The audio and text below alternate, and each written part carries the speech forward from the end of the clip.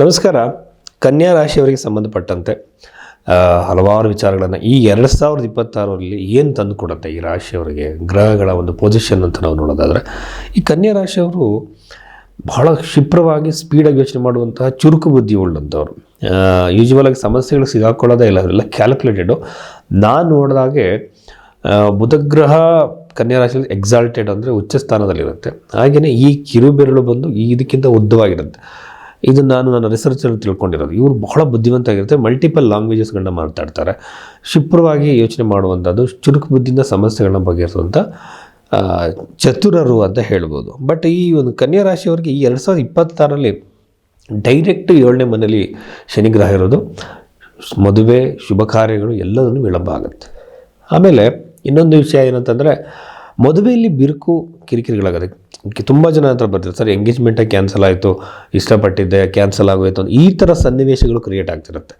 ಇದಕ್ಕೆ ಶನಿಗ್ರಹನೇ ಕಾರಣ. ಒಡೆದಾಕುವಂಥದ್ದು, ತೊಂದರೆ ಮಾಡುವಂಥದ್ದು, ವಿಳಂಬ ಮಾಡುವಂಥ ಕೆಲಸನ ಶನಿಗ್ರಹ ಮಾಡುತ್ತೆ. ಯಾಕೆ ಅಂತಂದರೆ, ಈ ಒಂದು ರಾಶಿಯವರಿಗೆ ಶನಿಗ್ರಹ ಒಳ್ಳೆಯವನಲ್ಲ, ಷಷ್ಠ್ಯಾಧಿಪತಿ ಆಗ್ತಾನೆ, ಪಂಚಮಾಧಿಪತಿನ ಆಗಿರ್ಬೋದು.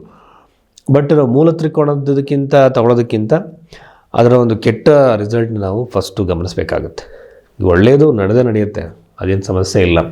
ಕೆಟ್ಟದನ್ನು ನಾವು ಅವಾಯ್ಡ್ ಮಾಡೋಕ್ಕೆ ಸಾಧ್ಯನಾ ಅಂತೇಳಿ ಈಗ ಪತಂಜಲಿ ಮಹರ್ಷಿ ಹೇಳುವಂಥದ್ದು ಏನು ಅಂದರೆ, ಹೇಯಂ ದುಃಖಂ ಅನಾಗತಂ ಅಂತ. ಅಂದರೆ ದುಃಖವನ್ನು ಮುಟ್ಟೋಕ್ಕಿಂತ ಮುಂಚೆನೇ ಅದನ್ನು ತಡಿಬೋದಾ, ಇದಕ್ಕೋಸ್ಕರ ಅಸ್ಟ್ರಾಲಜಿನ ನಾವು ಉಪಯೋಗಿಸಬೇಕಾಗತ್ತೆ. ಈ ಬಗೆಯಲ್ಲಿ ನಾವು ನೋಡಿದಾಗ ಕನ್ಯಾ ರಾಶಿಯವರಿಗೆ ಬಹಳ ಉತ್ತಮವಾಗಿರುವಂಥ ದಿನಗಳು. ಬಟ್ ವೈವಾಹಿಕ ಜೀವನಕ್ಕೆ ಸಂಬಂಧಪಟ್ಟಂತೆ ಪಾರ್ಟ್ನರ್ಶಿಪ್ ಬಿಸ್ನೆಸ್ಗಳು ಮಾಡುವಂಥವ್ರಿಗೆ ಅನುಕೂಲವಾಗಿಲ್ಲ. ಪಾರ್ಟ್ನರ್ಶಿಪ್ ಬಿಸ್ನೆಸ್ಗಳನ್ನ ಅವಾಯ್ಡ್ ಮಾಡಿ, ಕಡಿಮೆ ಮಾಡಿ. ಹಾಗೆಯೇ ಮದುವೆಗೆ ಸಂಬಂಧಪಟ್ಟಂತೆ ಸಮಸ್ಯೆಗಳು ಬರ್ತಾಯಿದ್ರೆ ಸ್ವಲ್ಪ ಮುಂದಕ್ಕೆ ಹಾಕಿ. ಆನಂತರದಲ್ಲಿ ಪ್ರಾಪರ್ಟಿನ ಕ್ರಿಯೇಟ್ ಮಾಡೋದಕ್ಕೆ 2026 ಬಹಳ ಉತ್ತಮವಾಗಿರುತ್ತೆ. ತುಂಬ ದಿನಗಳಿಂದ ಮನೆ ಖರೀದಿ ಮಾಡಬೇಕು, ಪ್ರಾಪರ್ಟಿ ತೊಗೋಬೇಕು, ಏನೇನೋ ಇರುತ್ತೆ ಮನಸ್ಸಲ್ಲಿ, ಅದು ಕೈಗೂಡಿರಲ್ಲ.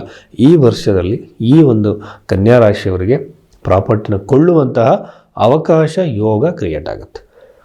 ಮತ್ತು ತಗೊಳ್ಳೋದೇ ಅಲ್ಲದೆ ಅನ್ಎಕ್ಸ್ಪೆಕ್ಟೆಡ್ ಆಗಿ ಆನ್ಸೆಸ್ಟ್ರಲ್ ಪ್ರಾಪರ್ಟಿನೋ ಪಿತೃಜಿತ ಆಸ್ತಿನೋ ಬಂದು ಕೈ ಸೇರುವಂಥ ಸಾಧ್ಯತೆ ಕನ್ಯಾ ರಾಶಿಯವರಿಗೆ ಅತಿ ಹೆಚ್ಚಾಗಿದೆ ಅಂತ ಹೇಳ್ಬೋದು.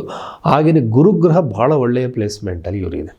ಅಂದರೆ ಈ ವರ್ಷ ಪೂರ್ತಿ 2011ನೇ ಮನೆ 10ನೇ ಮನೆಯಲ್ಲೂ ಇದೆ. ಸೊ ಇದು ಎಲ್ಲ ಬಂದು ವೃತ್ತಿ ಜೀವನದಲ್ಲಿ ಉತ್ತಮವಾಗಿರುವಂತಹ ಅಭಿವೃದ್ಧಿಯನ್ನು ಕೊಡುತ್ತೆ. ಈ ರಾಶಿಯವರಿಗೆ ಬುಧಗ್ರಹನೇ ದಶಮಾಧಿಪತಿ ಕೂಡ ಆಗ್ತಾನೆ. ಹಿಂಗಿದ್ದಾಗ ವೃತ್ತಿಯಲ್ಲಿ ಒಂದು ಅಂದ್ಕೊಂಡಂಥ ಪೋಸ್ಟು ಪೊಸಿಷನ್ನು ಸಿಗ್ಬೋದು. ಅನ್ಎಕ್ಸ್ಪೆಕ್ಟೆಡ್ ಆಗಿ ಅವರಿಗೆ ಸ್ಥಳ ಬದಲಾವಣೆ ಆಗಿದ್ರೂ ಸಾಧ್ಯತೆ ಇರುತ್ತೆ, ಟ್ರಾನ್ಸ್ಫರು ಆಗ್ಬೋದು. ಬಟ್ ಏರಿಕೆ ಎತ್ತರಕ್ಕೆ ಹೋಗೋದನ್ನು ಬಹಳ ಚೆನ್ನಾಗಿ ತೋರಿಸ್ತಿದೆ. ಮತ್ತು ಕಾಂಪಿಟೇಟಿವ್ ಎಕ್ಸಾಮ್ಗಳಿಗೆ ಬರೀತಿರುವಂತಹ ಮಕ್ಕಳಿಗೆ ಬಹಳ ಒಂದು ಅನುಕೂಲವಾಗುತ್ತೆ. ಜೊತೆಯಲ್ಲಿ 6ನೇ ಮನೆಯಲ್ಲಿ ಇರುವಂಥ ರಾಹು ಯಾವಾಗಲೂ ಶುಭಪ್ರದ, ಏಕೆಂದರೆ ಅದು ಶತ್ರುಗಳನ್ನು ಸಂಹಾರ ಮಾಡುತ್ತೆ.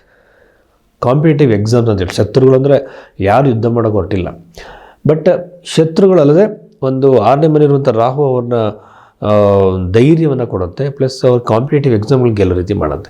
ಯಾರ್ಯಾರು ಕಾಂಪಿಟೇಟಿವ್ ಎಕ್ಸಾಮ್ಸ್ ಟ್ರೈ ಮಾಡ್ತಿರ್ತಾರೋ 6ನೇ ಮೇಲೆ ರಾಹು ಇದೆ ಅಂತಂದರೆ one of the best combination ಅವರಿಗೆ. ಸೊ ಈ ಬಗೆಯಲ್ಲೆಲ್ಲ ನಾವು ಈ ಕನ್ಯಾ ರಾಶಿಯವ್ರನ್ನ ನೋಡಬೇಕಾಗತ್ತೆ. ಜೊತೆಯಲ್ಲಿ 12ನೇ ಮೇಲೆ ಕೇತು ಗ್ರಹಕ್ಕೆ ಒಂದೊಂದು ಗ್ರಂಥಗಳಲ್ಲಿ ಒಂದೊಂದು ರೀತಿಯಾಗಿ ಹೇಳಿದ್ದಾರೆ. ಬಟ್ 12ನೇ ಮನೆ ಕೇತುನ ಬಹಳ ಶುಭ ಅಂತ ಹೇಳಿದ್ದಾರೆ. ಜನ್ಮಕುಂಡಲಿಯಲ್ಲೇ ನಿಮ್ಮ ಜಾತಕದಲ್ಲಿ 12ನೇ ಮನೆಯಲ್ಲಿ ಕೇತು ಇದ್ದರೆ ಅದಕ್ಕೂ ಈ ರಾಶಿಯಲ್ಲಿ ಇರೋದಕ್ಕೂ ವ್ಯತ್ಯಾಸ ಬರುತ್ತೆ. ಬಟ್ ಅದು ಕೂಡ ಸ್ಪಿರಿಚುವಲ್ ಥಾಟ್ಸ್ ನಿಮ್ಮ ತಲೆಯಲ್ಲಿ ಬರ್ಬೋದು. ಆಧ್ಯಾತ್ಮಿಕ ವಿಚಾರಗಳ ಬಗ್ಗೆ ಸಣ್ಣ ಒಳವು ನಿಮ್ಮ ಮನಸ್ಸಲ್ಲಿ ಬರುವಂಥ ಸಾಧ್ಯತೆ ಈ ವರ್ಷದಲ್ಲಿ ಹೆಚ್ಚಾಗಿದೆ. ದೂರದಲ್ಲಿರುವಂತಹ ಪುಣ್ಯಕ್ಷೇತ್ರಕ್ಕೆ ಹೋಗಿ ಸಾಧು ಸಂತರನ್ನು ಭೇಟಿಯಾಗುವಂಥ ಯೋಗ ಕನ್ಯಾ ರಾಶಿಯವರಿಗೆ ಇದೆ.